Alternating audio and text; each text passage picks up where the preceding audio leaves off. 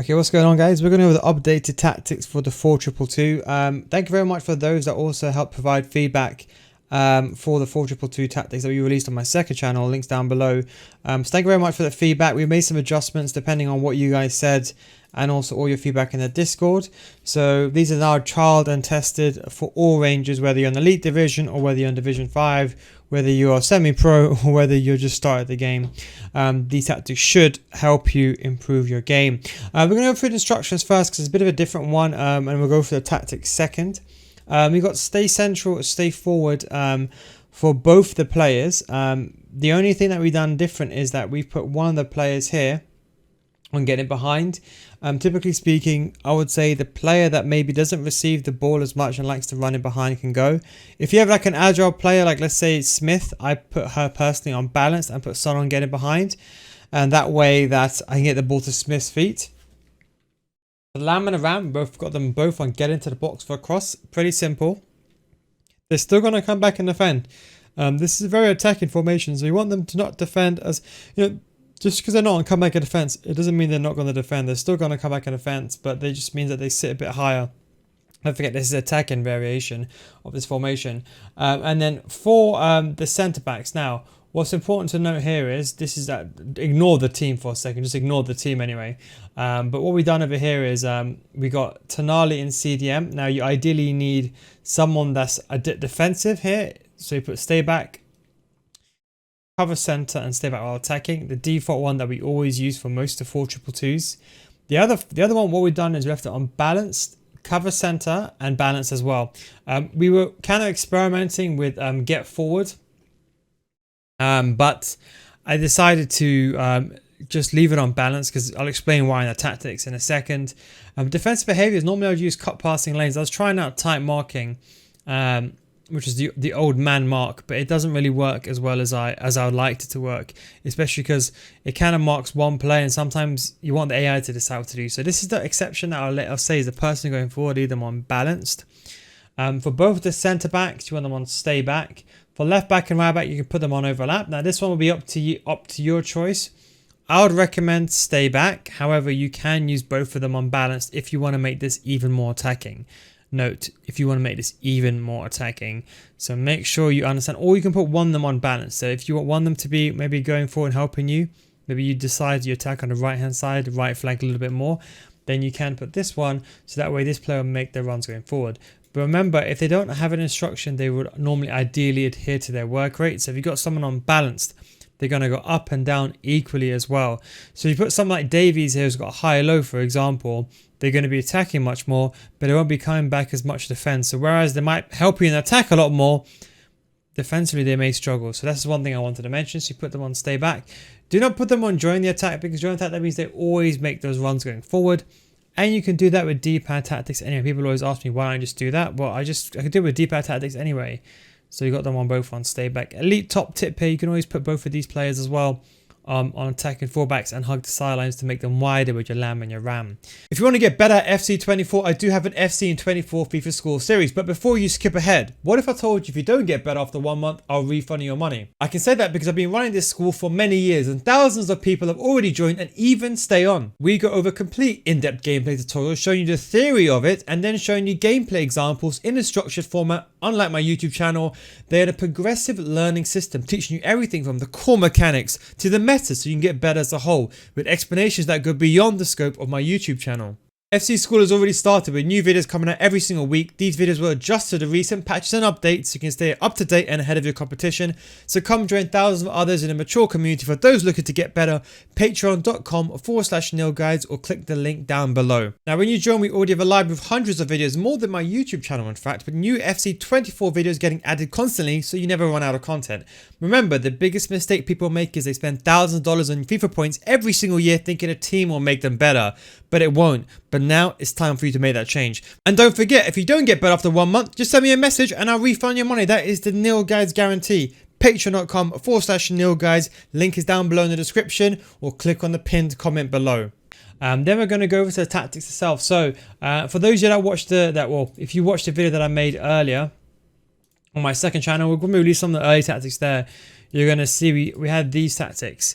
We're just kind of experimenting. I just want to see how aggressive it is. And a lot of people are saying, look, it's working well, but sometimes it's a bit too aggressive. It's a general consensus. I think the higher end players kind of liked it a bit more. But I would say the more, if you're sitting here, you watch this in your division 4 or 5, maybe it won't be the same for you. What we've done is the defense that we left on balance. We did try pressure on heavy touch. The reason for this was because although the 71 depth gives you that advantage, sometimes pressure on heavy touch, if you reduce the depth, gives you like a conservative approach, but you can still be aggressive without the team committing. It doesn't really work as well. It does work well in some situations, but to be honest, you ideally just want to use balance and you want to use 71 depth. It's the real meta right now. I think even now, realistically speaking, those that got used to the game, I think everyone can use 71 depth now.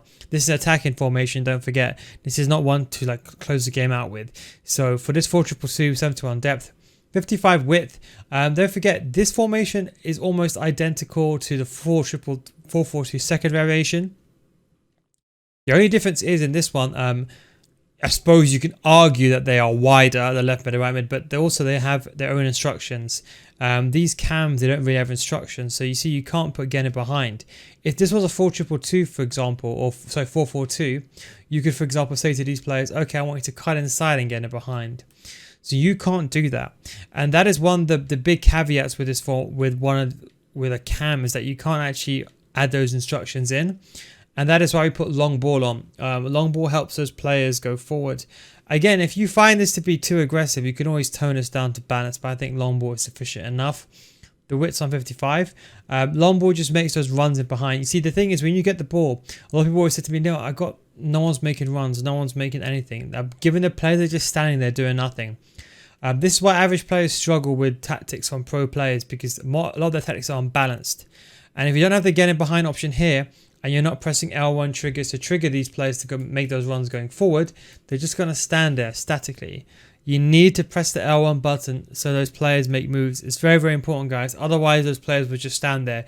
You ideally want high pacey players in these roles, guys. I'm talking about 90 sprint speed, the rapid play style, stuff like that, quick step. Those are what's ideal there. But generally speaking, fast players got to play here. No KDBs, no 80 pace players. These have to be wingers.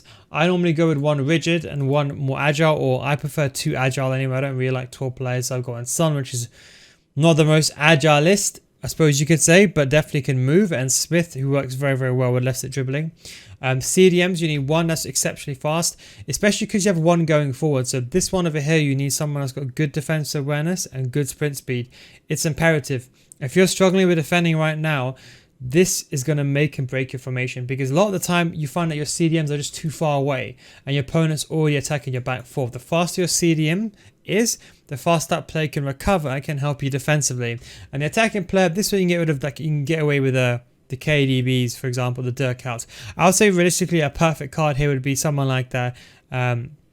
Alexia, I think she's a really good card there. Aitana, actually a pretty decent card. Hullet, more of a box-to-box centre mid that has got a decent shooting as well.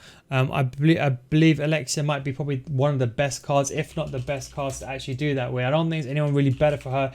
Yes, she's expensive, don't get me wrong, but I don't think there's anyone better than Alexia. 5-star, 5-star, perfect card. I'm sure you know who I'm talking about. When we go with these videos again, I may actually put the footbin cards so you can see those as well. For the left back and right back now, as I said, when they're both on stay back and overlap, this is something I wanted to mention to you, is you need to have players here that really have that ability to go forward. I would say realistically Van de Ven is just, ignore Van de Ven for a second, but you ideally want someone here who's got really good pace. Normally I would have a Lorente here or something like that. That's the way that I would do it. Just ignore Van de Ven for now. And 2 centre backs, you need them to be quick. Because if you don't have, let's say for example you have a Nuno Hakimi and let's say Nuno Mendes, or let's just say anyone, doesn't really matter. These players need the pace to recover well. Another question I get asked is, what about cover wing? Do I need to put cover wing on these players? No, because although these players, let's say you got them on balance, or let's say you triggered them manually with the L1 button, you can do that with the L1 or the LB button. The problem is when they go forward, if you put these players on cover wing, they then enter the cover wing area. They don't cover the central area. I think it's better to cover the central area, let the ball go to the wings, and you can always deal with it later and wait for your right back to then return to that position. That's what I would say. So make sure you do have pacey players there. Then I mentioned for the chance creation, we're going with direct passing. That's why I think the pace is very important. If you haven't got pacey players, the direct passing is not going to work as well. You've got to have quick players that are very good in transition. In fact, what we did before when I actually released these tactics is I actually used fast build-up play. Fast build-up play is a really, really good system to get the ball up as quick as possible when you get the ball back. Now, the logic behind this was a very good logic. Whether it transpired to work as well as it should have is a bit of a debatable one. But the idea was you win the ball back high up the pitch, and then with fast build-up play, if you're like win the ball back here with a pressure tactic, your team then build up very, very quickly, and then they counter the opponent. If you're watching this at this point in the video, this is something that you can experiment with and you can try. But I think for most of you, this may be a bit too aggressive. I'm talking about really elite level here. We're capitalizing on that. And then what I've seen some games people have sent me as well, when they use fast build-up play, let's say they win the ball back, they get the ball, they go forward, and when they're transferring into the opponent's final third, if you lose the ball here, because you got fast build-up play, your players are committing, and it's very easy for your opponent to kind of go up against you and counter you, especially with a driven pass in behind or player lock. So do be very careful. I would not use fast build-up play with left back and right backs on join the attack. Something I wanted to mention because I thought I'd make these formation videos a bit more in depth now, because I think nowadays I don't think anyone really cares about those quick tactics videos anymore. Or they do, but that's not really my audience. Yeah, I can get the views by doing it that way, but I'd rather do it properly by explaining to you everything. Width, something that I've done is I've reduced this to 30. This is just purely a personal preference. I think maybe for most of you guys, it'll probably be a bit too much, a bit too narrow. 35 is a good amount. Don't forget, when you reduce the width, the biggest misconception is the team are just going to be like completely rigid. No, they're not going to be like narrow centrally like a column. All it does is every formation has their own width, and then within that there's parameters, and what we've done is we just reduced it. This is mainly for those that like to use trivela shots. So if you like to use trivela shots, you can definitely use this width, and it's also to reduce the distance in between players. People are saying they're struggling with press or the players are too far apart. This would be a really good solution to help prevent that. What I would recommend as well is, let's say for example, if you want to use, now this is again for those that want this level formation to the extreme, if you want to have a narrow width but you want these specific wingers to be wide only, let's say you want them to play like in a 4-4-2 absolutely wide, you can use drift wide or you can use hug the sidelines, and that will then create a wide play for the left lamb and ram, but the rest of the team will be pretty much centralized. And also, at least that way, with hug the sidelines, you push your left back and right back wide. So this way, you're only basically pushing these two players quite wide. If you're an elite player and you know how to use player lock and abuse the wing play, this isn't a very effective solution. I would highly recommend it for those that are looking to get into that elite level. And don't forget, because you got play into the box. So if you're that kind of person, I'm not going to say I condone that play, but if you're that cutback person, the opposite person join the wing, this formation could be very, very effective when you do that. For the players in the box, it's completely fine. We have the instructions on these guys as you get into the box or cross, so you're forcing a 4-man box. What you can do is the most attacking player. Now, as I said, most of the time this player is going to realistically be unbalanced. So it's not really, and by the way, do not use deep line playmaker. You just leave them, don't leave them on drift, leave them unbalanced. This player will be coming inside the box, but I would just say just put it on 7. That way you just, it's more of your forcing the options if they're there. The CDMs, there's no real get into the box wingers, so that is why this is kind of more important than you think. This plays the box compared to other formations. Like if I just show you quickly, like the 4-4-2, you can actually have the guy that's on stay back. Or let's say you have Tonali there, you can put Tonali on stay back. Whereas in the 4-2-2, you can't do that. So you can't dictate who really goes inside the box and who's that player that sits back. So this one you may have to fine tune, but I think 7 should work for everyone. And corners and free kicks on 3. That is pretty much self-explanatory. But as I said, the 4-2-2 this is more of an attacking variation, but it's very similar to the 4-4-2 flat. Some of you may prefer the 4-4-2 flat because your centre mid sit higher. That's the only difference. That is why I wanted to be a bit more aggressive with the pressure on heavy touch, because The 4-4-2 in theory, because the centre mid sit higher, it's easier for you to press the ball. That's the natural position. Whereas the 4-2-2 is more like the 4-4-2 second variation. And also the 4-4-2 second variation, I would say, is a bit more defensive compared to the 4-2-2 because you have those cams that, I mean, I would argue they're a bit better in terms of attack. So I was trying to create that balance, fine tuning, right? You know, so that way you're not. It's kind of like in between a 4-4-2 and a 4-4-2 second variation.